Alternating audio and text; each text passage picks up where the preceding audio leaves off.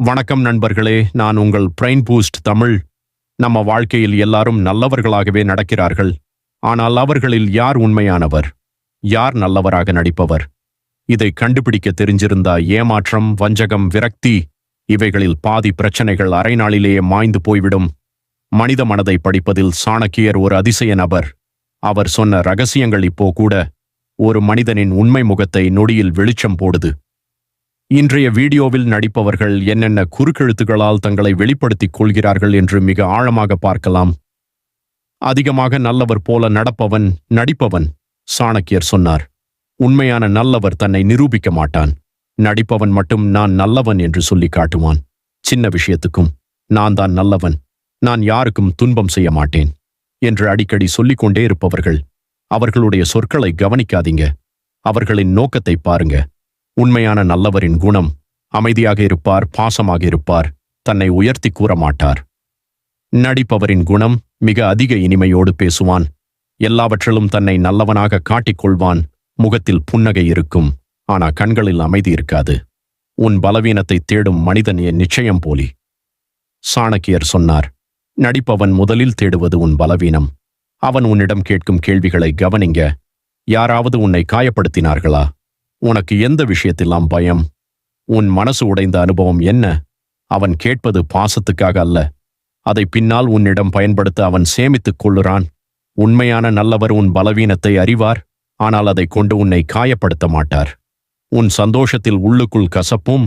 இது முக்கிய குறி. ஒரு மனிதன் உண்மையா இல்ல நடிப்பவரா என்பது தெரிஞ்சிக்க ஒரு தந்திரம்.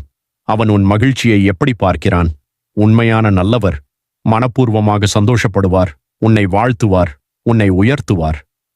நடிப்பவர் வெகுளி புன்னகை, பாதி மனசு கொண்ட பாராட்டு.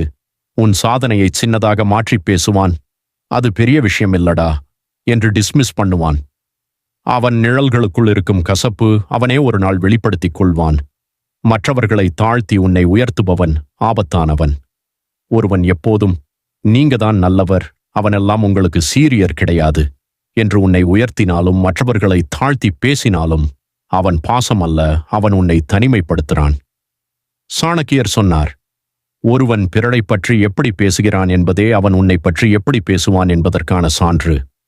சின்ன உதவிக்கு பெரிய விளம்பரம் போலியின் அடையாளம். நடிப்பவர் ஒரு சிறிய உதவியும் செய்தால் எல்லாரிடமும் சொல்லுவான், உன்னிடம் நினைவூட்டுவான். அவன் செய்த உதவியை ஒரு கயிறு போல உன்னிடம் கட்டுவான். அவனுடைய உதவி ஒரு உண்மையான உதவி அல்ல, அது உன்னை கட்டுப்படுத்த ஒரு முறையாயிருக்கும்.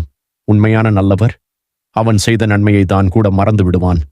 உன் முன்னால் குறை சொல்வான், மற்றவர்களின் முன்னால் புன்னகை. நடிப்பவர்.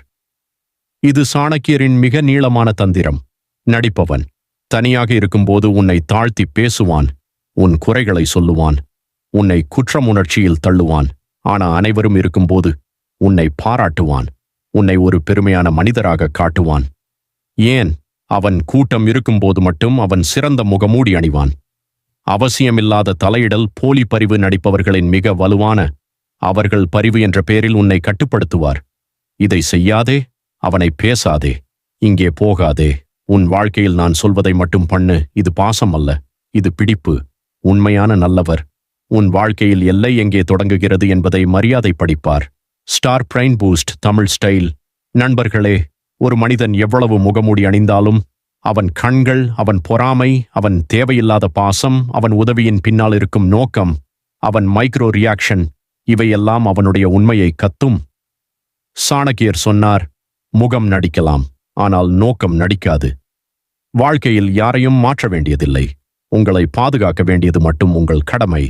இந்த மாதிரி மனித மனதை பாதுகாக்கும் உண்மையான அறிவு வேண்டுமென்றால் பிரைன் பூஸ்ட் தமிழை இணைந்திருக்குங்கள்.